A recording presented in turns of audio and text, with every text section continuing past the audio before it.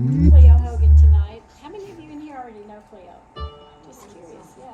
Well, I'm going to tell you just a little bit about it. So I have this sheet of paper right here, Testing. which tells you. And back up just a little bit. Alrighty, can y'all hear me now? I don't know if I can hold this and this paper and read at the same time or not, but I'll try. So this paper in the back, I had to take some notes from this because this man is involved in everything. So I'm going to tell you some highlights of Cleo. He's a graduate of Clarksville High School, Austin Peay State University. He attended the Graduate Engineering School at the University of Michigan and received his law degree from the University of Memphis. Did I say that right? Law degree. He's a retired captain from the U.S. Air Force Reserve, a former member of the Veterans of Foreign Wars and Vietnam Veterans Association. He's a member of the Jamestown Society, the Society of Colonial Wars, a charter member and past president and chancellor of the Sons of the American Revolution, the SAR, charter member of the Society of the War of 1812, charter commander of the Military Order of the Stars and Bars, and charter adjutant and past commander of the Sons of Confederate Veterans. So he knows a lot about the military. The United Daughters of the Confederacy made him an honorary member, and he served as past chairman of the Board of Trustees for the Montgomery County Public Library. He is a life member and past president and director of the Montgomery County Historical Society and a member of many other historical organizations, some are which are in other states. And guess what? He also served as a past vice president of the Cheatham County Historical and Genealogical Association. Sugar, that's us. He also transcribed cemetery records for Cheatham County. His interest in weather has led him to his membership in various meteorological societies. His extensive list of accomplishments includes many other leadership roles in various organizations. Cleo is a retired attorney in Clarksville, and in connection with our program tonight, he is also a member of the Association for Gravestone Studies. And like I said a minute ago, he transcribed the cemetery records for us here in Cheatham County. So I'm very, very pleased tonight to introduce to you Cleo as he talks to us about what to take with you to the cemetery. I think Cleo and I are related too, aren't we? Maybe, yes. Can you all hear me okay in the back there? Can you hear me okay? Oh, you can hear way in the back there. Well, thank you for that introduction. I didn't expect you to read all that. They were getting up pretty hard up for a vice president in the Chiga group some years ago. And so they looked at me and said, "You're tall, you can speak out loud, why don't you do that?" So I did it for a year or two, just holding the place. I don't think I accomplished anything, but I was there in case the president couldn't do what the president needed to do. But I appreciate the honor of being past vice president of this organization, and I appreciate the opportunity to speak with you all tonight. I'm going to try to make this light and interesting and brief, and tell you some things you may not know.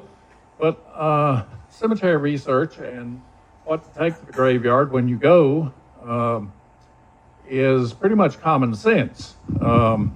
There are things that you need to take that you might not have thought about, but we'll talk about those in just a minute.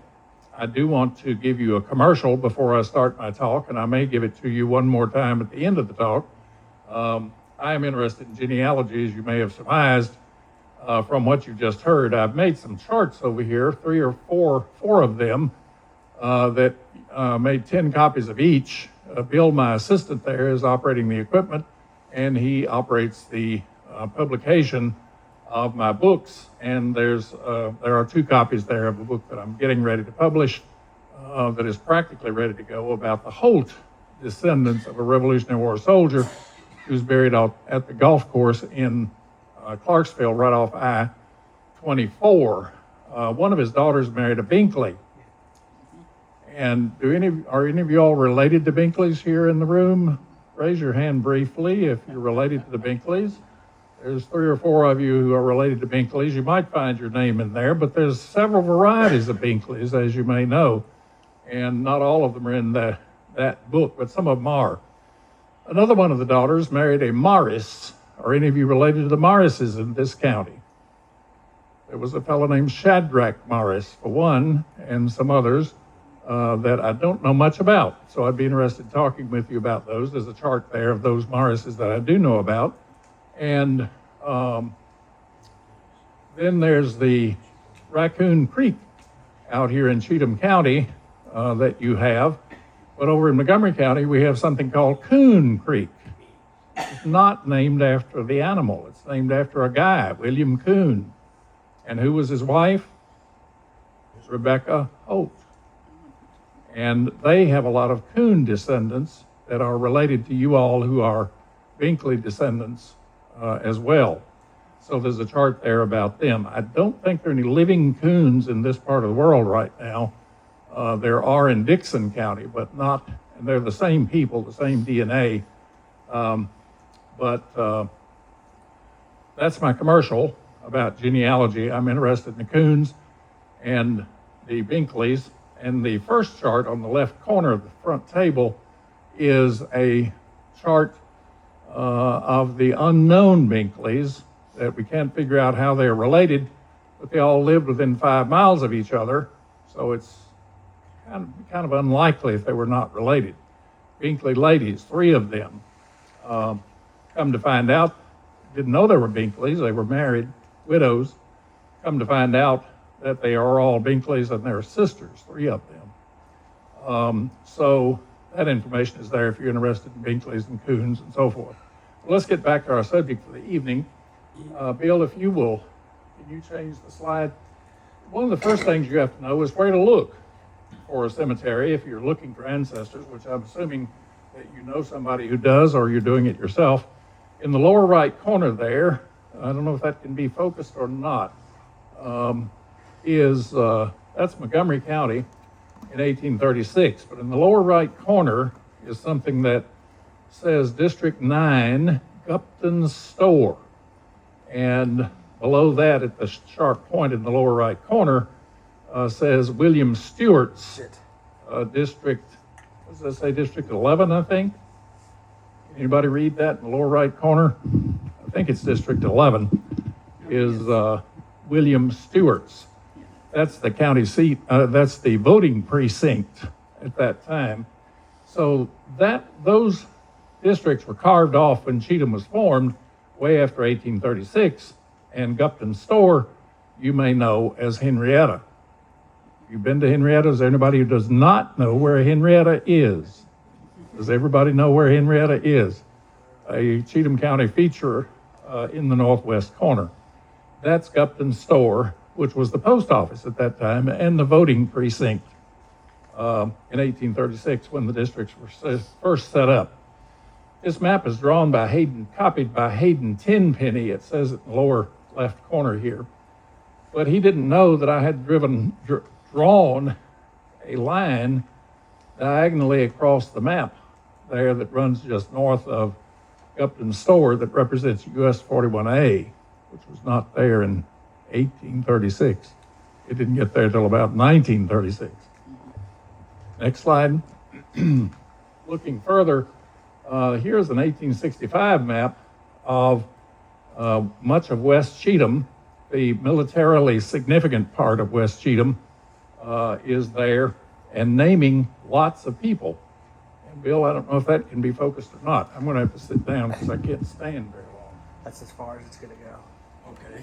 It's just the limitation of the projector. Can you move it a little further or forward? Move it forward a little bit? That's not going to change. It's going to shrink the picture. Yeah, the top is in focus. It's the Yeah. bottom that's not in focus. It's not But- in focus on any. That's what the government surveyors thought the names of the people were when they made notes making this map of West Cheatham. Excuse me 1 second here.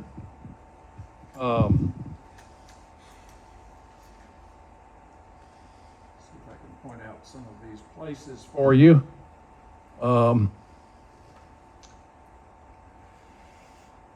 Fredonia Church burned, I think, in 1878 after this map was made in 1865.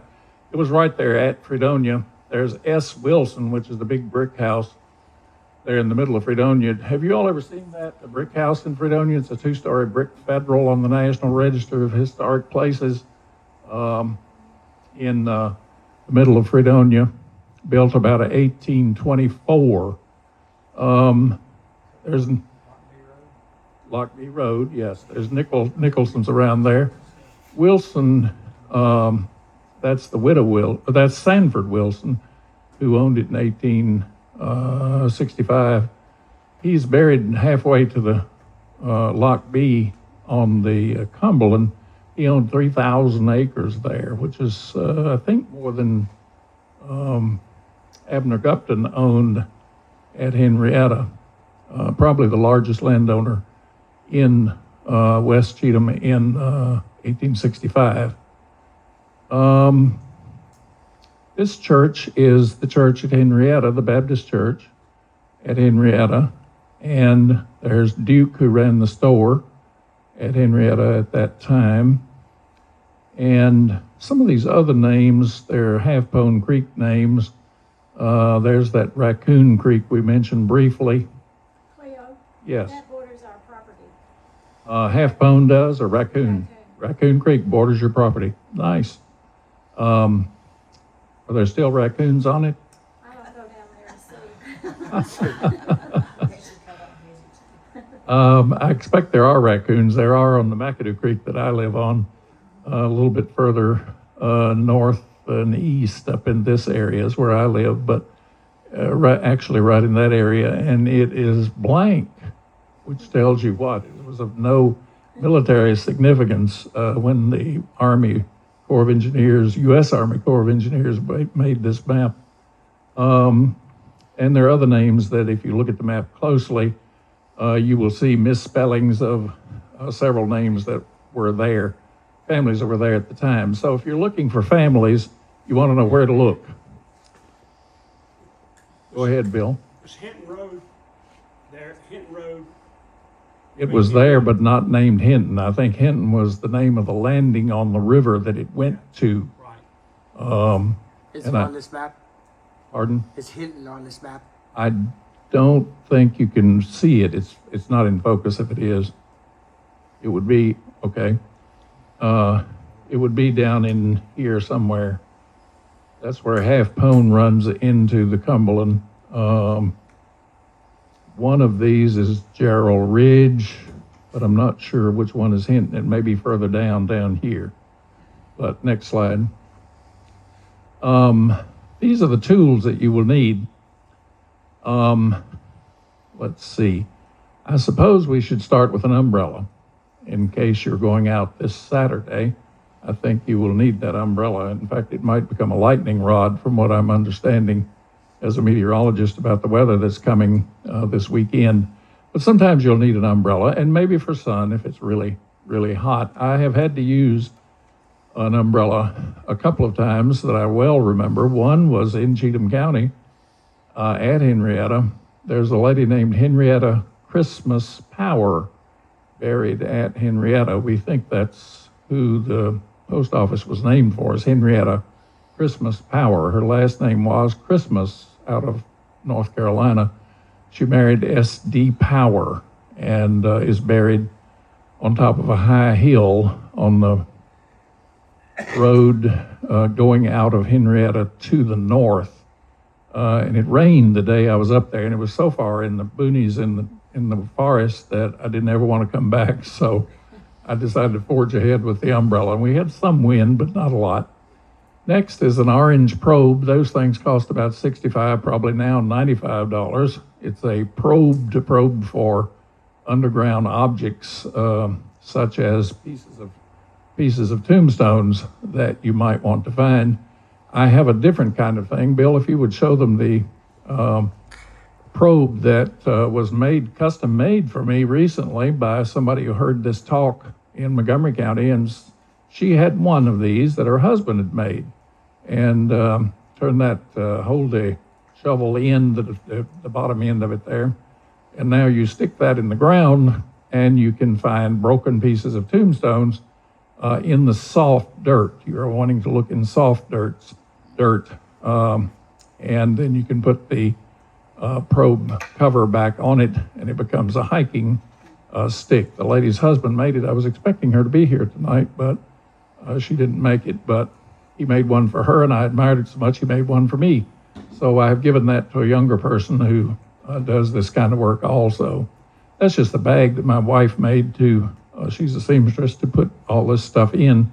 You want to have some spray cans of off because there are certain flying objects that are going to be bothering you. You will be needing a pair of gloves because you'll need to lift heavy broken stones at times. There are some that you can't even lift, and I didn't bring this, but this is a farmer's tool that many of you are farmers will recognize. Does anybody recognize what that is? Anybody know what that is? It's a pry bar, is that what we call it? A pry bar? Tamping bar, yeah, it has a wide, not a blade, but a sharper point down here. But you can use that to turn a tombstone over in case you want to read what's on the other side or verify whether there is anything on the other side. Sometimes there's not. But you have to be careful of that because marble will break. You can't pry on marble, but you can pry on granite and pry it, at least roll things over. And you have to do that in these abandoned cemeteries, which is largely what I'm speaking about, is abandoned cemeteries, not the city cemeteries here in town. 2 cans of off are not a bad idea. So then you want to do some research before you go. So you've got a clipboard and a couple of pens, not 1, but 2, maybe 3 pens to write with. But you also want to have this book, and it's over there on the right-hand corner of the table.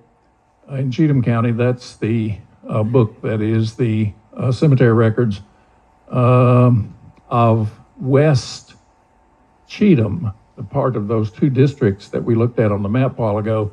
I and some others spent a lot of time looking for abandoned cemeteries in West Cheatham. We don't have them all, but we've got 3/4 of them. I'm going to say, I will dare you to find me a cemetery in West Cheatham that I haven't seen or been in myself or my partners who are both deceased now, had been in, made maps, and we gave those writings, those listings to 3 people who knew something about families in Cheatham County. And they annotated them, and we published annotations. If you have people in West Cheatham, how many of you people have relatives in West Cheatham you're interested in researching? Anybody in West Cheatham? 5 or 6 of you do. This is made for you. If you haven't looked at that book, you need to look at it. It's here in the library, and they will watch you like hawks because they don't want it to be stolen because it's out of print. But it does have annotations, which is the best information that these 3 researchers had. They're all now deceased. One of them was the county historian of Montgomery, but she lived in Cheatham and knew a lot about her husband's family that are the Williamses, which probably are in the top 4 names in Cheatham County as Williams. Of course, Binkley surpasses them by a lot. And some of you have Binkley ancestors, I know.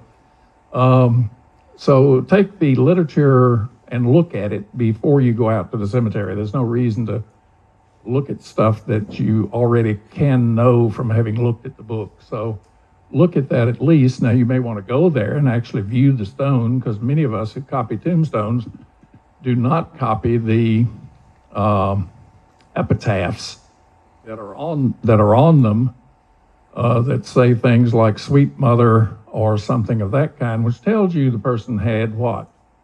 Had children and perhaps descendants. So you do want to know if it says something like "mother" on the stone, and sometimes we omit that when we copy the stones.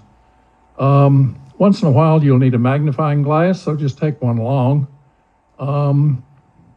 There is Clorox or Purex, but that's forbidden. Do not take that with you to a cemetery. That is not a proper chemical to use on gravestones. There's something called D2, which is a chemical that is available online to be purchased that is the best cleaner if you want to clean the stone.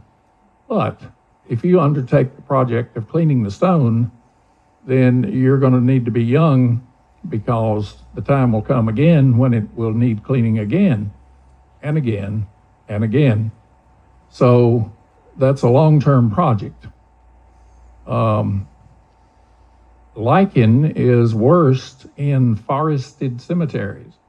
Many of these abandoned cemeteries are in forests, lots of trees, lots of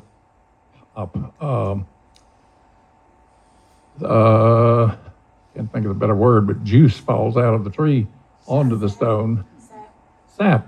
And other liquids fall out of the tree leaves onto the stones and attract lichen, and lichen grows freely and will eventually turn the stone black. It doesn't really damage the stone, but it makes it impossible to photograph and makes it just look bad. And people nowadays want things to look like they bought it yesterday. So they want a nice, clean tombstone. And there's a gentleman here who does that work. If you're interested in some help with that, or doing it, hiring him to do it for you in a place that you can't get to, he's your man. And he's here. Mr. Korn, I believe. Would you raise your hand, Mr. Korn? Where are you? Right here on the front row. He does that kind of work and is very familiar with D2, I'm sure. The little torch there is very useful when those mosquitoes come around that you really can't get the off to work on. So a torch might sometimes be useful. And I think we mentioned the gloves to lift the jagged stones. And there is that hand cleaner there? No, it's a jug of flour. That's a jug of flour. We'll talk about that in a second. This is a tobacco can, which I use to put something in that can be very valuable. Tissue that's normally found in your bathroom, but once it's half gone, you can put it in a nice tobacco can, coffee can, and it'll be waterproof and be with you in case you need it. Not sure what that is. It's a compass. Oh, compass, yes. If you're trying to figure out if something is north, south, east, or west of where you are, and to figure out where you are, that might be something that's useful for you. I have one. I don't often use it, but I do consider that when I get back to the house and start figuring out exactly where I was, based on the maps that we looked at before and upon more recent maps. Lisa tells me that Chiga owns a rather large map, the size of a tablecloth, I would guess, maybe 3 foot square, that shows where the known cemeteries are in all of Cheatham County. As of about 6 or 8 years ago, Lisa, where are you? About 1995. What is that? Is that 20 years ago now? 30. 30 years ago now.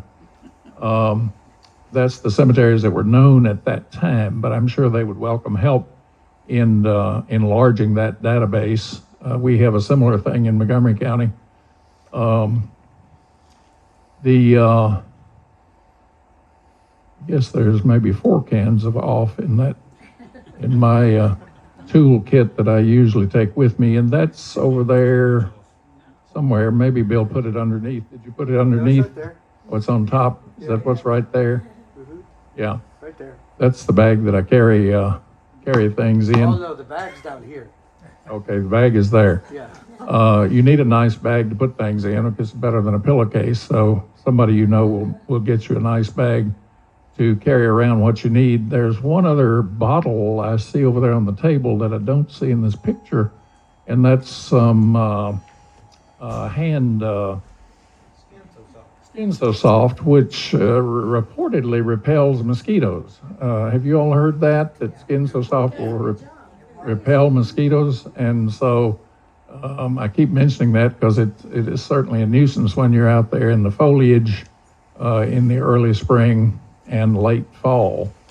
Now back to flour. In the center there. The Association for Gravestone Studies is a professional group of people who study what's to be done with cemeteries. A lot of them have all kinds of college degrees. They're situated in New England. They've been publishing a annual magazine for probably 25 or 30 years. I think I have all of them, and I was a member up until maybe last year. I'm now old enough that I know everything, so I don't have to keep subscribing to their publication. But they say flour is absolutely toxic to tombstones, and perhaps it is in New England. But I use it regularly on tombstones here. I highly recommend it. It is cheap, it is easy to carry around, and it will wash off with the next good rain from any tombstone that you use it on. It certainly is not toxic because I've actually eaten it, and I am still here. So flour is what I use, and we'll see some examples of that in a few minutes of what it can do for you. There are all kinds of other methods. The D2 is for cleaning the gravestone. The flour is for reading the gravestone, not for cleaning. And I hope I didn't put a wire brush up there, but I did put, is that what that is? Wire brush. Do not use wire brushes. Some of your friends will say, oh, get you a wire brush. That'll get all that stuff off that right quick. Well, yes, it will, but it will also make the stone shale off. There are many examples in the Nashville City Cemetery of old marble stones, and marble will shale, as will limestone. If any cracks get in it, and if you use wire brushes, you're going to reach into the cracks, open them up, and allow water to get in, and the next freeze in the wintertime will cause the stone face to fall off. And have any of you seen stones where the entire inscription has shaled off or fallen off on the ground, and you can no longer identify who that is, which is a miserable thing. We didn't have much granite around here until after 1900. Most of the ones around here, the abandoned ones, the small ones in the country, are limestone. We have a young man in my neighborhood named Murph, whom some of you may know, who is the grandson of a stonemason and the great-grandson of a stonemason that made tombstones. He has a picture of the tombstone factory over on McAdoo Creek at Fredonia, 3 miles from the Cheatham line, where he made tombstones. There's a picture of him and his son actually carving a tombstone, and we see several of them in Cheatham, Robertson, and Montgomery counties. Where those counties meet. That's where Murph worked. And his grandson is interested in such things, although he's not a stonemason. But he has helped me get to a lot of cemeteries, as has Bill, who's running the equipment tonight, to copy stones and to make pictures and locate where the cemeteries are. And we'll look at some of those in a few minutes. But these are the cemetery tools that I use, all approved except the Purex, the Clorox, the torch for the stone, and the wire brush, and what is it? There was one other thing that's disapproved. What was the other thing? Wire brush. They're saying flour. Yeah. Flour is disapproved by the professionals. But so far it's not a crime, and unless the relatives get after you for preserving the information on the tombstone, you won't have any trouble. I will say this, my interest has been in preserving the information on the stone, not so much the preservation of the stone, although that's important. I do nothing to try and hurt the stone unless those people are right saying that flour hurts the stone, but I'm not of that opinion. I have been using flour for close to 50 years, and I've been back to many of those cemeteries as recently as yesterday, and there are no ill effects from flour after 50 years for reading the stone. My own great-great-grandparents have a stone at Hickory Point. Many of you know where Hickory Point is. Limestone that I used flour on. It simply cannot be read any other way. It's in the woods. There is no sunlight to use a mirror. You could use a flashlight at night, but the neighbors don't generally approve of that when you go roaming around graveyards at night with a flashlight. So I haven't done that, but I have used flour on them, and I put up replacement stones made of granite. Yes, sir, question? What are some people's what's their problem with flour? The ones that disapprove of it. What do they say? That it gets in the pores of the limestone and the marble, and they say granite, but I don't see it, certainly not on polished granite, and freezes and thaws and shales the face of the stone off. That's my understanding of the principal objection. It's not a chemical reaction, it's a mechanical reaction. Not too different than acid rain, I guess, which we see in the Northeast. I spent a year or so in, 2 or 3 years in Omaha. I didn't learn much Czech language, but I learned Geboren, which means born, which is on all the tombstones out there. Geboren means born in Czech. Lots of people were Czechs around where I lived in Omaha, and I helped them with copying stones and deciphering dates and so forth. You see lots of marble out there. And I should mention one other thing is zinc metal. There's metal tombstones you could buy in the 1880s. The salesman seems to have been around here in the 1878 to 84. You see a few scattered stones that look very nice. They're very sharp, very crisp, but they're made of pretty heavy-duty zinc metal, and they preserve very well. I can't think of an example right this minute, but there are some around. Excuse me just a second.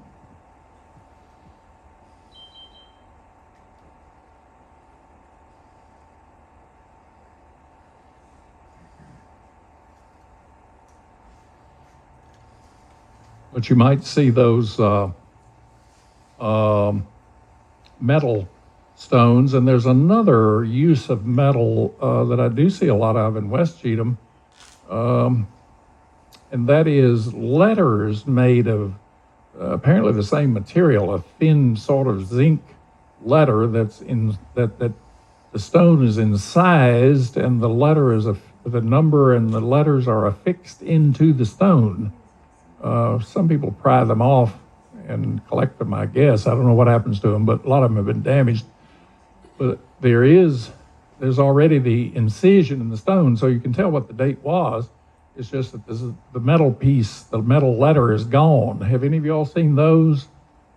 I'm thinking of 2 or 3 Nicholson cemeteries out in Henrietta area have those. At least 2 Nicholson cemeteries have stones like that are, I'm going to say they are limestone, but they're carved, and then this metal, very nicely shaped letters and numbers are placed inside the incision on the stone, but they're fairly easily pried off. And, there's a time when vandals have nothing else to do, and so they work on cemeteries. But I was about to say preservation of cemeteries. One thing is preserving the stone, the other is preserving the information. And in our county, in Montgomery, we've had such trouble with developers, and I hope none of you all are developers, but I'm sure you know developers, land developers, who buy up land and farms as fast as they can, and bulldoze cemeteries. The cemeteries are just gone. When you go back in 10 years, it's not there. And we've seen numbers of those, I'm going to say at the rate of 1 a year in Montgomery County, vanishes due to development. And so my thrust has been to preserve that information. I really probably should have done it with photographs, but I have done it with transcriptions, and in some cases drawings of the tombstones. And you'll see some pictures here in a minute. So I know preservation of the stone is important, but doubly important is the preservation of the information on it.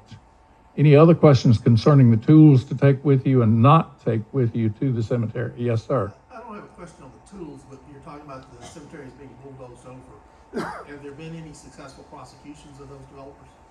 Only one that I know of. Because it's certainly illegal in Tennessee. It was definitely illegal. The question in a legal case, of course, is what? Witnesses. Who saw it done? No one will raise their hand. Near me, and I wasn't personally involved in the litigation, so I can talk about it because I had nothing to do with it. I just read the court record after it happened. But in a development near me, a couple bought a house and moved in next door to a cemetery. She was a office cop in the police department, and he was a dog handler in the sheriff's department, both in law enforcement. And one morning they were having breakfast on a Saturday morning, and she said to him, that sounds like a bulldozer out there. And she opens the curtain on the kitchen door, looks out, and she said, oh my God, it is a bulldozer in that cemetery. Just as she spoke, she saw the man, she testified, point to the bulldozer driver as to where to go, where to drop his blade and go, which was the graveyard. So he ran and got the, by the way, that lady died this morning. I found out today, well, no, yesterday. Yesterday, she died yesterday morning. Fairly young, 60, I think. But she saw it. Her husband went and grabbed the movie camera, or I think it was a movie camera. This has been at least 20 years ago. Took a video of the continuation of the bulldozer driver. He didn't have any prior records, so he got a suspended sentence. The landowner who was directing the show did the same thing. He got a suspended sentence. I don't recall what it was. It wasn't much, but neither of them had any prior criminal convictions. But it's a crime to bulldoze a cemetery. But those was two cops who saw that happen and videoed it. And so the defense lawyer thought I was involved and called me and said, you know, I'm representing Mr. So-and-so and his bulldozer driver in that cemetery over near you. And he said, I said, did they have any trouble with what they were doing? Or he said, they didn't have much success in bulldozing the cemetery. And I said, yes, granted, it's kind of hard to break up, isn't it? Because it was granted in there. And so they were forced to put back tombstones in that cemetery. Fortunately, my wife and I had copied that cemetery probably the year before. There was a second case like that, almost the same facts and circumstances, except the landowner bulldozed a rather nice cemetery. It's in the Montgomery County Cemetery books. I had copied that years before, and they bulldozed every stone over. They didn't bulldoze up any bodies, they just bulldozed up the stones. That got into litigation, and I guess the landowner must have decided he'd just replace the stones, and did, and that satisfied the family that the stones were replaced. I have not actually been back to see the stones, but the lady told me before she died that yes, they had replaced the stones, and she had been there and looked at them. So it is a crime. It used to be a felony. Every tombstone is a separate felony. There was some case law that every blade of grass was a separate felony, but I think they decided it really meant every tombstone was a separate felony. So you could get 34 felonies right quick in a cemetery. But, and the other thing about law is, and I still have my license, so I can tell you this, the law is that you must, let's see, how am I going to put this? Well, you just have to have a witness to proceed with a case. If you don't have a witness that saw it with their own eyes or some other kind of hard evidence, you don't have any way to prosecute anybody for disturbing a cemetery in this county. There are 850 cemeteries in Montgomery County, that we have counted and have on a map. I don't know how many are in Cheatham, probably half that, if not more. 500 cemeteries in Cheatham, you think? That we know of, it's in the state database. State database has that. Tell us a little bit about that. There's a gentleman who has been hired by the state, your tax money, has hired a person, and his name is Graham Perry, a year ago, 2 years ago, to go around and talk to people like this. He's been here to talk to you all if you were there. How many of y'all heard him talk about cemetery law and what they're doing to try and record all the cemeteries in this county and all counties in the state? So he's doing a database, theoretically, of all the cemeteries in the state. I'm pretty sure he's not got the 850 in Montgomery County yet. What you say you think he's got 500 in Cheatham? Maybe Close to it. On the spreadsheet, we've got close to 1,200. Okay. I haven't asked for a spreadsheet this year, so. Okay, good. So that's underway, and maybe someday we'll have a database that people will be required to go look at before they start developing a piece of property. The surveyors are not required, to my knowledge, to report a cemetery on a property that they survey. I do not believe that's required under the law. Okay, no further questions about what to take to the cemetery and what not to take? Let's go forward then. I've heard Wait. one thing that you got on there that I've heard is a no-no to take. I've heard people say use flour, regular flour. Do not use self-rising if you're in a cemetery. So. Good advice, good advice. One never knows what might happen if you use self-rising flour. These are, let's see, what time? You're at the 45-minute mark. I'm at the 45-minute mark. We're going to speed through these. These are just samples of things I've seen in no particular order. They're random things, some Cheatham, some not Cheatham, some in other places. You'll see a lot of markers, monuments. This thing was put up in Chapel Hill, North Carolina in, I think it says 1936. It's got some errors on it, but they're now calling it a tombstone. It's not a tombstone. It's just a memorial to a guy who owned a plantation there. I happen to descend from him, and I'm very pleased it's there. It's got some wrong information on it. But such things you will find. You just have to read them carefully and then try and verify what's there. Next slide. This is Zachariah Perkins in the woods in about 5 miles from the Cheatham County line. He died in 1939, run over by a train in Guthrie, Kentucky, severed his leg at the hip and died. He was a soldier, not on not on business, not in uniform, I don't think. But he was a young man. He is buried in the woods in a forgotten cemetery. Next slide. I did a little work on his family. Elizabeth Hunter's right beside of him. She died at 31 years old. It says gone, but not forgotten. But let me tell you, my testimony is she is forgotten. Next slide. And this is a temporary marker. You used to see metal ones. Now they're just plastic with cards stuck in them. Poston Funeral Home tells you that it's a black burial. The funeral homes used to be, and the churches used to be segregated, but they're now integrated. And Poston, I think, will bury a white person, and lots of black people are buried from the white cemeteries, at least in Clarksville. I don't know about around here. She was married, but I think I determined she did not have any descendants. All she got was temporary marker. It's in that same cemetery, which is a black cemetery, at a lodge hall on Pace Road in Montgomery County, Tennessee, if you know where that is. They call it McAdoo neighborhood, if you know where McAdoo Church is on Highway 12. It's the oldest Presbyterian church in this part of the world. 1803 became Cumberland Presbyterian in 1812, I think, but was Presbyterian to start with. Next slide.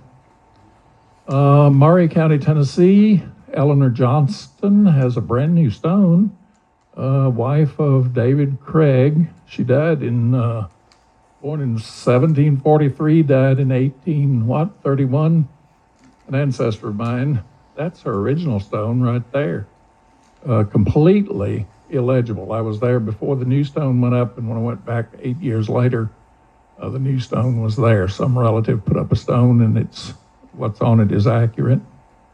Next slide. You'll see new stones. This is an interesting story here. Can we read it? It says memory of an, it's a Cheatham County name, Stump. What's that say? What does that say? Consort. Consort of, who is that? F. Stump. What does consort mean? Girlfriend. Well, that's what it means to us, right? Girlfriend. I'm being nice. Okay. Have you seen that on a stone? Anybody seen consort on a stone? Don't talk if you know the answer.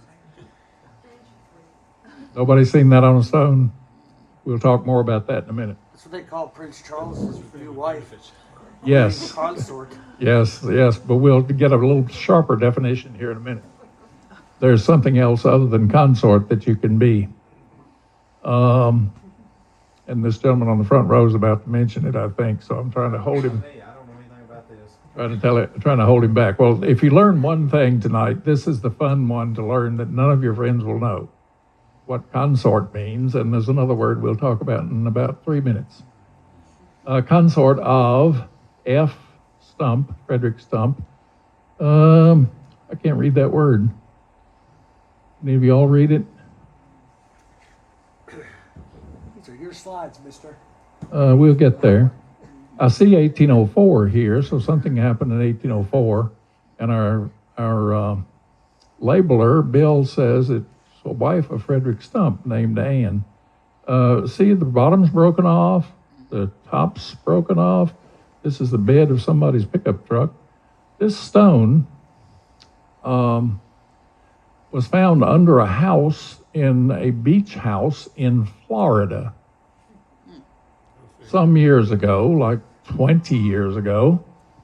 And a fellow in Houston who descends from this woman and her husband, Frederick Stump, who many of you know the Stump name from around here if you've listened to Lisa and some other people who talk about stumps every now and then.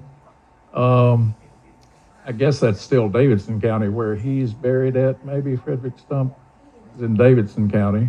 What community? White's Creek, on White's Creek, yes. His tavern is there. There's a log tavern there. Wasn't that Frederick Stump's tavern? Buena Vista, yes. Log tavern. He had, I think, 3 wives, and this is maybe number 2. I'm not sure. Anyhow, found under a beach house in Florida. The fellow in Houston who studies this family, Randy Pace. Pace is a good name from here, and his people are from here. But they've been in other states for 3 generations. He grew up, I think, in Louisiana, but lives in Houston, very interested in history, genealogy, and the like. Was a preservation expert for the city of Houston, and comes here to visit about every 10 years. He somehow, I can't remember the exact story, but somehow either the people in Florida learned of him or he learned of the people in Florida from some story somewhere they read. They got together and figured out who this was. And so he goes to Florida and retrieves the stone, takes it to Houston, and has been there for 10 years in his house. And I said, Randy, you're not married, you have no children, your sister has no children. You need to figure out what to do with this stone. It needs to go back to Cheatham or Davidson County. He said, you're right. So was it last year, Bill? Do you remember? 2 years ago? A couple years. Year and a half, 2 years ago, he brought the stone. And here it is. Next slide. This is the 1804 Stump and Stump obituary from the Tennessee Gazetteer down here on Monday last. Departed this life after a short and painful illness of 3 days. Mrs. Stump, the wife of Captain. Captain Captain Frederick Stump of Davidson County. Of course, 1804 is way before we heard the word Cheatham, but it's very close to here.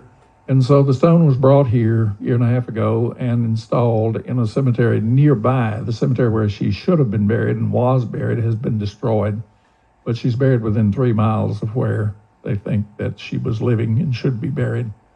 Next slide. Fun story, I think. Sandstone. We don't see that around here, but that's a sandstone tombstone in West Virginia. The stonecutter was an amateur, or was done long ago. What is that word? Backwards is. Dyslexic. Haynes. My mother was a Haynes. This is her ancestress. Born October the 21st, 1809, died July, that's 7th, 1850. She died in 1850. So this stone is, excuse me again, I should have eaten that ice cream before I got here.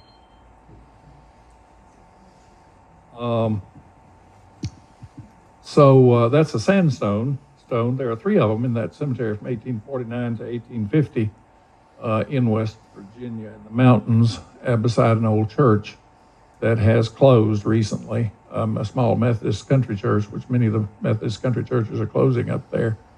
But that's a nice sandstone stone, and it is legible, so I've gotten her documented, and her sister-in-law, who has a similar stone.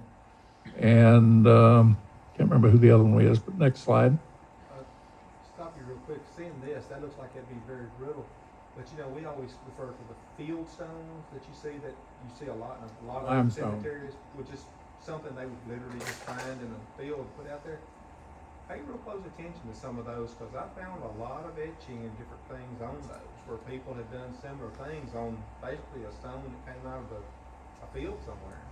Mr. Corn is mentioning that field stones we use around here are limestones, usually actually creek rocks, can have inscriptions on them, and we'll get to that in about 2 or 3 minutes here. Sandstone is very easy to inscribe, and that's what you see here. But you do see these backwards S's now and then. I'm not sure the real significance of that. Go ahead, Bill. That's me, yours truly, out in the boonies, 3 fields behind a house at Port Royal, Tennessee. Any of you ever been to Port Royal? You know where the covered bridge used to be at Port Royal. This is not far from there. That's a huge, expensive stone fallen over for Christopher Norfleet Carney. I believe he's the 3rd of that name. There was a 4th. He had a son by that name. Christopher Norfleet Carney, and we were rubbing that to see exactly what the inscription is on it. But it is broken in several pieces, cattle roaming through it. I don't know how long it'll last, but the inscription is preserved. Go ahead, Bill. Now, can you read this? Let's try to read this. Can you read that? There's the clasped hand. I call that the last handshake. That's the last handshake. You're consigning them to wherever they're going, which sometimes you see a finger pointed upward. I don't recall seeing a finger pointed downward, but you do see lots of fingers pointed upward. And this is the clasped hands of leaving the family circle, leaving that person behind. This stone is very hard to read. It's very deep in the woods. In fact, there was a coyote trap real near where we were standing and taking that picture. Bill, next slide. Can you read that? That's flour. That's what happens when you put flour on it. And it's actually a whole lot more clear than that. It's drowned out by the light, but on the screen here, you can it really pops. Yeah, it pops out at you. That's a Cheatham County stone in, can't think of the name of that road. It's over in your neighborhood, actually. David Daniel Welch bought that farm. It was a weekly farm that belonged to Leo Baker, maybe. What's the county commissioner's name? Weekly? Walter. It's Walter's grandfather's farm, I believe. That's where that's located. Mosley Ferry? It might be Mosley Ferry. This is the one you and I went to? Yes. That's on Leo Baker. Leo Baker. That's Mr. Johnny Head, who sometimes is an accomplice in our activities finding these stones. He's very, very helpful. Next slide. Now, let's go back to consort a while ago. Let's see if we can read this. What does this say? It says it's Mrs. M.P. Jones. Is that Ms. M.P. Jones? And what's that word? Relic. R-E-L-I-C. And then what's that box there? It's an Of, relic of, looks like C. C. What's C Jones or L.C. Jones? E.C. Jones? Who can read that? I can't read it. So it says C.C. Jones. C.C. Jones of Buckingham County, VA. What's that word? Can't read that part. But Buckingham, has anybody ever done research in Buckingham County records? Buckingham County records? One person. What do we call Buckingham County? We call it a burned county. Because there's next to nothing available there's no deeds, I won't say none, but they're crippled by lots of things having burned during the late unpleasantness of 1861. They lost a whole lot of records in that county. And here is a limestone stone marker in Robertson County at, what was the name of that little town over there? It's near a place called Dot, Kentucky, but I can't say the name of the town. Keysburg? Near Keysburg. Were you with us today? Adairsville? Adairsville. Was it Adairsville? Mr. Brooks, Dr. Brooks. Dr. Brooks went with us and showed us this pretty good sized cemetery. Yeah, Dareville.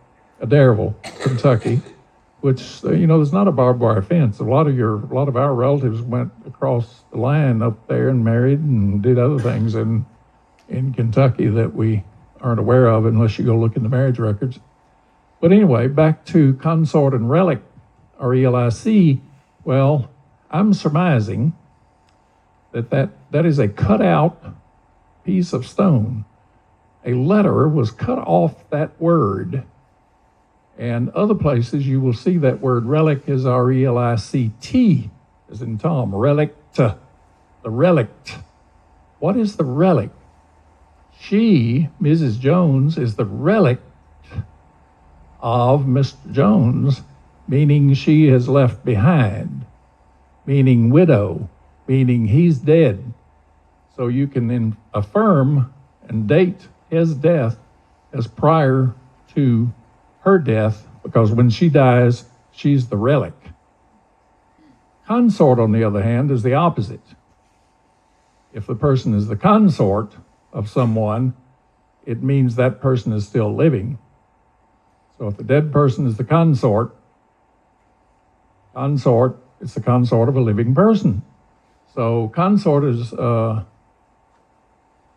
first to die. The relic is the last to die.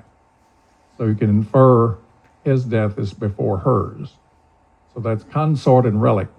And you all are a group of about 3 groups that know that little detail. Yes, sir. And why in the world did they carve away the T? I think it was a typographical error, shall we call it, by the stonemason, and the person who paid for it said, you didn't do it right, and you better fix it, or I'm going to sue you, or I'm not going to pay you unless you get rid of that T. But I do normally see the T there. It's on lots of stones, relic.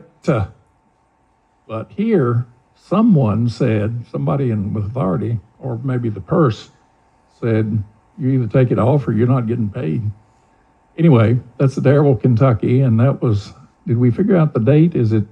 She's born in 1783 or something, isn't she? And 1783 is her birth year, so I can't read the death year, but it's an old stone, let me tell you. Next slide. Just give you an update. You're at the 1 hour mark and we're halfway through the slides. All right, we're moving fast. Crayon rubbings, if you think flour is bad, you can't eat crayons, so they're probably bad for stones. But you have to use pressure with those. That's something I did in 1966 before I knew better. That's in Chapel Hill, North Carolina. That stone is obliterated and is a pile of gravel right now. You can't read a single letter. But I put up a new stone for him and named her on it. Thomas Hogan, an uncle of, great uncle of mine. Next slide. Examples of stones. Let's look at, that's Molly Williams. Let's look at the next one. That's my cane to show you how tall it is. Captain, C-A-P-T, E-W, son of Elisha and Harlan Williams. No dates. Next slide.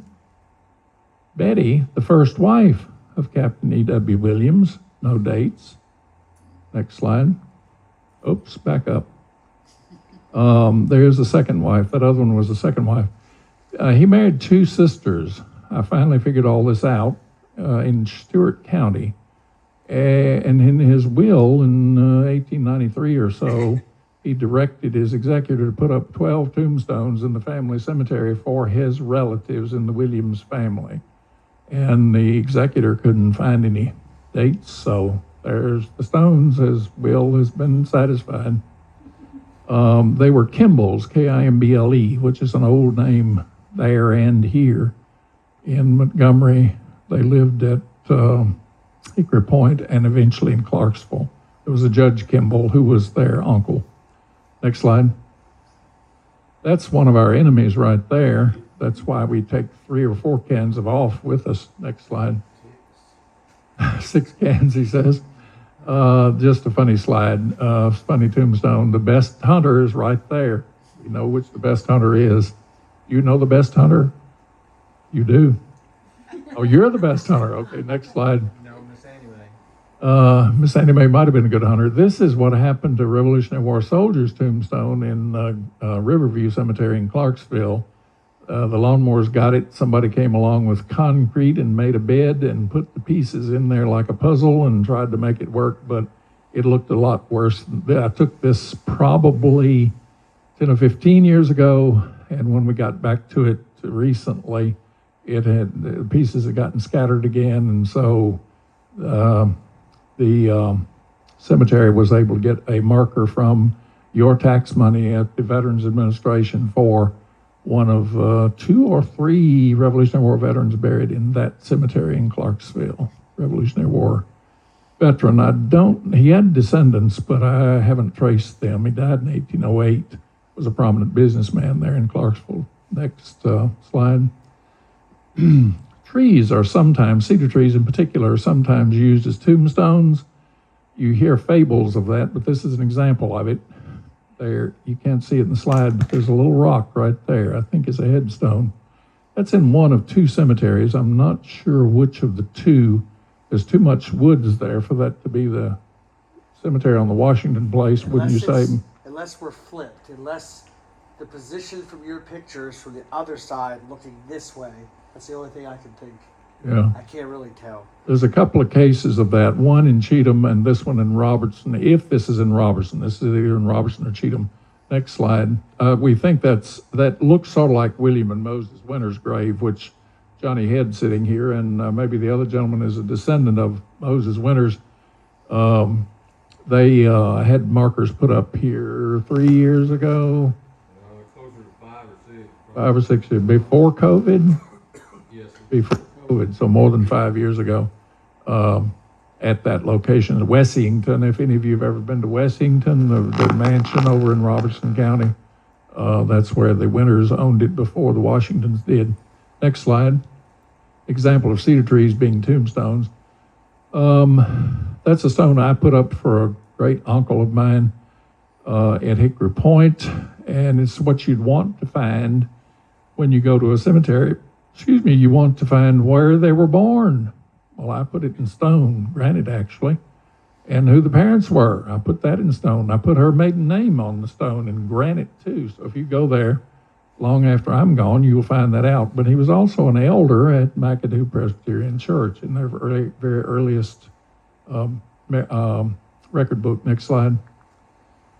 That's his wife giving her name that only appears once on this planet, that she's a Rudolph. No one knew, but I found it in a church record that gives her maiden name, which I was one of those shouts you hear in the library when people find things they never expected to see. Next slide. Can you read that? Is it an M? It's been flowered. I think that's an E. An E. E. Is it M and A? Don't know who that is. But back to the beer box. Do any of y'all know where the beer box is? It's a delicate question, but do you know where the beer? Raise your hand if you know where it is. Now, I'm not asking if you've been there. Just did you know where? All right, you know, a lot of people know where it is. We'll not ask the other question. Don't ask if you've been there. This is diagonally across the road from that. It's one of the oldest cemeteries out there in the neighborhood. Very hard to read, but you got initials, but I don't know who that A is as a surname. Next slide. And this one is very nice. Same cemetery. Is that an E? There's several Bagwells in that neighborhood. I'm going to guess that might be a Bagwell. The Bagwells have two cemeteries of their own nearby. Long walk, but you could walk it from there. What's the name of the Cumberland Presbyterian Church out there that I mentioned a minute ago, McAdoo Cumberland Presbyterian? One of the Bagwell cemeteries is behind that. The other one, not behind it, beside it in that subdivision, whatever, is South Ridge. It's in the South Ridge subdivision, is one of the Bagwell cemeteries. The other one is crossing McAdoo Creek, going to Hickory Point.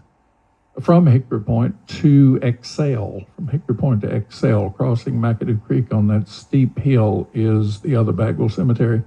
But this one is there, and there's a little bit of decoration on that B, and the E is nice. Go ahead, next slide. Is that ECB? It's at the top, Cleo. Oh, ECB, yes. ECB is on that stone. We're back at Fredonia in the old Fredonia Cemetery. Next slide. I think that's unreadable, but there's some scratching on it. Who mentioned scratching a minute ago? Somebody mentioned scratching on a stone. You need to look at them carefully on both sides of the stone. You never know. There are several in Cheatham County, I think, at the Teasley Cemetery on the top of Dry Fork Creek Hill. There's an old Teasley Cemetery up there where the Revolutionary War soldiers buried. James Teasley? John Teasley. John Teasley's. Anybody ever been there? Anybody ever been there? My fourth great grandfather. Fourth grade? Oh, Mine too, yeah. Fourth great grandfather, John Teasley, is a Revolutionary War soldier. Just below the white folks in that cemetery are a bunch of black folks buried there, according to tradition. And this, I think, is one of those stones, but we could not milk any actual intelligible information out of that stone, but I believe that's what that is. A black Teasley, I would say. It's almost like somebody came along and, somebody came along and tried to take some of it off, because you can see the scribe marks, like the swipe marks of something. That might have been when they were trying to smooth the stone, because, limestone can be pretty rough, but that's somewhat smooth, but hard to say. But you're welcome to go up there. It's not, I shouldn't say welcome, it's private property. We had to ford a creek to get there when I went, and still do. But the owner of who owns it now says we can go up there and look at it. okay. It's my understanding all that section that has all those little stones in it is the slave section. Yes, that's where I'm thinking this was, in the slave section, very close to the white section. Sometimes the slaves are buried very close to the whites, other times a short distance away, but usually within sight. These are very close, like 12 or 15 feet away, I would say, on a pretty steep slope. Next slide. Is that the cemetery that's at the end of Neptune Road? No, No. it's off of Buck Okay. Hollow. But the EB and the EMA and the, isn't that the one? No, they're at Fredonia. Okay, never mind. They all start to blend together after. This is a limestone stone, a rather nice one. I'm pretty sure that's a Murph stone. You see the little chipping that he did to flatten the stone and make it look nice. That's Rebecca, the wife of who? Can you read that? John. That says John, doesn't it? First place I've ever seen John for that man. I did not know his first name was John. We called him Uncle Dud, as in Dudley. Born 1848 or 9, I think it is. Died in either 98 or 99. I can't read it there, but I know that from memory. My great-grandmother's sister-in-law, buried in a cornfield behind a locked gate, unless you know where you're going. And Bill and Johnny Head know where that is. They're the only other living people who've been there, I think.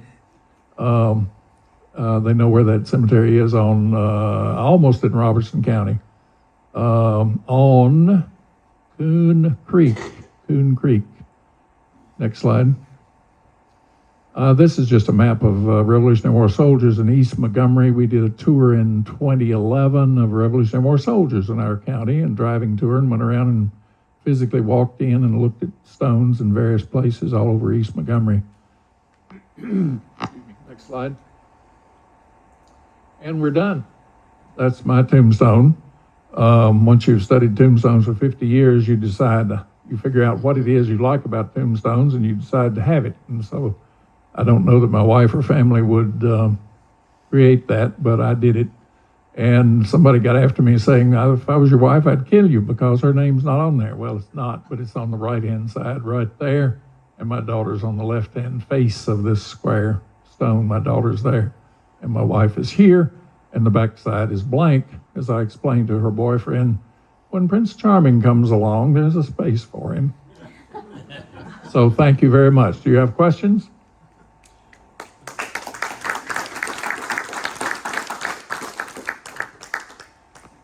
I do. I was thinking that all cemeteries had to be,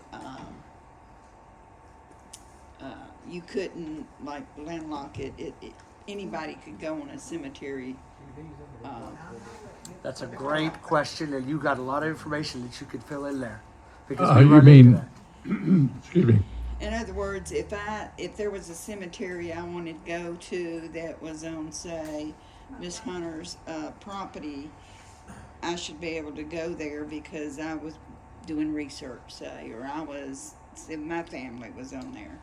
the law about that is fairly clear. The practice is better to speak to the landowner to ask for permission, Correct? to say, I'm Miss Jones, I'm working on the Jones family, and I understand there's a Jones cemetery back here behind your house, and I would really like to go back there and look at it and copy the stones and maybe put out a flower or something. Reasonable people will say, absolutely, go, just let us know when you're going to be here and go right ahead. There are unreasonable people out there, and that's why we have lawyers. You can yourself, if you anticipate problems or know that other people have had problems getting to such a cemetery on private property, but lots of people think they own the cemetery if it's on their property. Not so.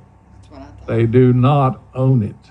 They own the land around it, and they are fools to pay the taxes on the cemetery because all they got to do is cough up $500 to $1,000 and have it surveyed and excluded by the Register of Deeds from their tax record, and they will never again have to pay taxes on that quarter of an acre or whatever it is. But it would cost $1,000 to get a surveyor to do that. Maybe more. I mean, things are going up. So, yes, you have the right to go there at reasonable times. not in the dark, not to go fox hunting. My father found that out. So you can go at reasonable times and reasonable means of getting there, the reasonable way to get there. If you encounter opposition by asking, I would urge you to always ask the landowner. A lot of people from out of state don't have that opportunity because they don't even know who the landowner is. They just know that grandma told them where the cemetery was, and so they go. And typically, more than half the people are cooperative, but there's a handful of people who are not reasonable about that. Your remedy first is to go to the sheriff and talk to the sheriff about that and figure out if the sheriff is inclined to help you with that. They shouldn't need to send a deputy with you out there, but if you anticipate problems for whatever reason, it would be good to speak to the sheriff's office, tell them what you have in mind, and that you bear no ill will and are not there to do any damage to anything or let the cows out. There's one rule in the South, and in, I guess in all farms everywhere, that if you find the gate closed, you do what? You close it behind you. There are people who don't know that. You better not be one of those after you've been to this little talk. You got to close the gate behind you. But because the number one fear that landowners have is one, that you'll steal their lawnmower, and two, you'll let their cows and horses out. And so they don't want either one of those to happen. So talk to the sheriff, see if they're inclined to help you, and have their number on what we used to call speed dial on your phone. In case you encounter opposition, then just call the sheriff and say, this is Miss Jones, I'm out here and the Smiths won't let me open the gate. They've locked the gate and won't open it. That's happened in Cheatham, I know of, and happened, well, twice in Cheatham, I'm aware of something like that happening. So you do have the right to go there at reasonable times and in reasonable ways, but you need to schmooze it a little bit by talking to the people. But you do have the right to go there. They do not own it. No need to get into a dispute with them about that, because people are very, very sensitive about what they own. They think they own it because they're there, and they'll bury their family there. And I guess that's okay, because the best way to preserve a cemetery is what? Keep using it. Yes. Keep using it. I told a black family that they needed to bury their mother in the family cemetery. That's the way to keep it from getting abandoned, because somebody will go there and look. They'll go by and leave some flowers. They'll go by and snip the weeds down, and it's just a place to visit. And the cemetery is not, these northerners that are coming in now, or westerners that are coming in now, have a different view of cemeteries. They've seen horror movies, and I don't know exactly what drives them, but they think there's something mysterious and scary and morbid about a cemetery, but it's not. It's one of my favorite places to go. It's very quiet. People don't bother you. And I put a picnic tables and benches in my cemetery so you can go there and sit and think about what a good person I was and what a nice program I gave you. I just have a question. When you're putting the flour on the stone, do you just rub it on there, or do you have some other method that makes it adhere? Because those are vertical and the flour could just... No, just rub it on with your hand. Just fill your hand, put a small amount in your hand, rub it on with your hand gently. You're not scrubbing, you're just rubbing it on there. Now you do need to brush it off with a light brush, not a wire brush, but a light bristle brush to brush off the loose stuff that's on it, and then rub it on with your hand. You may need to do it 2 or 3 times, particularly if some of the letters are filled with dirt or something of that kind. You might need to rub some extra flour on there. So you need to carry a good bit with you when you go. You know the cemetery on Hunter Lane off of Old Clarksville Pike? On the right-hand side going down. Right there. If you start in, it's Gerald or something else. Yes. And then it turns into Hunter Lane when you get to Cheatham County, because it crosses the county line. County line, right? That family cemetery that's got a lot of old stones in there that would be hard to read. Some There's people cemetery. I have. There's that square stone raised Mhm. area in there, but there's nothing to indicate if there's someone buried in there. Is it elevated? No, but is there dirt inside the stone wall? Inside the stone There's somebody buried in there. Best example of that is the Henry Williams Cemetery in Cheatham, I think, at Oak Plains, very near where you're talking about. Very near, walking distance from where you're talking about, where Henry Williams is buried. There was a huge log house there when I was a kid across the road that the Williamses lived in, but his stone says, among other things, he first settled this place. And the man died in, I think, 1830 something. But he first settled this place. He was the first Williams there of that family, Henry Williams. But he has a huge, not huge, it's 3 graves wide rock wall filled with dirt, and inside there are the 3 burials. He and one of his wives and a child, I believe, are buried in there. And they have stones. Many of those rock wall graves do not have stones associated with them, but Henry Williams does. But I've seen several that do not. The one on my property, contained on my property, there's a double grave like that. These are like 3 feet tall, cut stone pins with dirt thrown in them. They called it rock walled. Used to be said to be the most picturesque church in Montgomery County, Methodist out at Excel Road, Bethlehem Methodist Church at Excel. It burned, but they built it back just like it was. They have an ancient cemetery there with the old Bagwells in it, and they have some rock-walled graves there, 4 of them, I believe. And in his diary, he mentions he hired so-and-so to wall the graves around Aunt Stamper's grave. Wall the grave around, put a rock wall around Aunt Stamper, which was his aunt. So in that custom, then they would not be buried below the level of the ground. They would be buried in the dirt within the rock wall, you think? I don't honestly know that. I've never excavated one. I've dug up a lot of things, but not graves. I don't know the answer to that. I surmise that probably half and half. I surmise they dig a shallow grave and put the dirt on top of it and then rock wall it. I surmise that, but I don't know. Got another question. Switching a grave. Have you ever heard of a person? Divining. Grave dividing. Yeah. is that Grave what it's divining. called? Okay, I know it's like the Yes. There's somebody in every county that does that. Here it's Lisa can tell you that. She keeps his name James hidden. Walker. She keeps his name hidden because she keeps him busy doing Cheatham County stuff and doesn't want anybody else to know about him. Well, I know I can do the water, and I've heard people that can do the Graves. and I would love to learn how to do that. Lisa can talk. If I could. I can't do it. HRD dogs, ground penetrating radar. Yes, sir. Yes, sir. 34 years ago. Question in the back.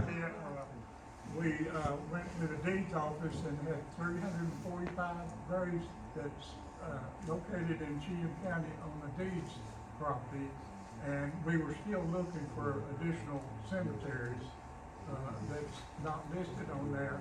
I don't know if we still got the list, but I disappeared for a few years. And We're still working I on it. enjoyed going through those, and they may be still up there or whatever. But it's better to get, if you've got one, put it on the deeds office. We still do that. Yeah. Going back, I was gonna say, going back to your thing about the flower and all that, one thing I found that really helps, if you take most people have a camera on their phone, take multiple pictures at multiple angles, and then you can blow it up and you can actually make out. If you can't see all the letters in one, you can see it in another, and it'll really help you read it. I True. use a strong photo light. You know, you can get them off Amazon for maybe $60, $100. It's a really strong photo light, you know, just hold it at an angle. And a lot of folks use you know, the foam shaving cream and the squeegee. And it works real well, but the conservators don't like it. They point to the stearic acid, but stearic acid is a misnomer. That's about as neutral as you can get. The pH of stearic acid is about the same as milk or creek water. But, so it's not the acid that does anything, but I think the oils in it maybe encourage organic growth. That may be. I'm told it's a messy process. I haven't seen that used, but I've heard about it, and it was not favorable report. Using shaving cream. I've used it, and it's no worse than flour. You just bring a jug of water and just pour it over it when you're done, and it all washes off. Mm-hmm. Other questions, comments? Would you have a suggestion on where to find information?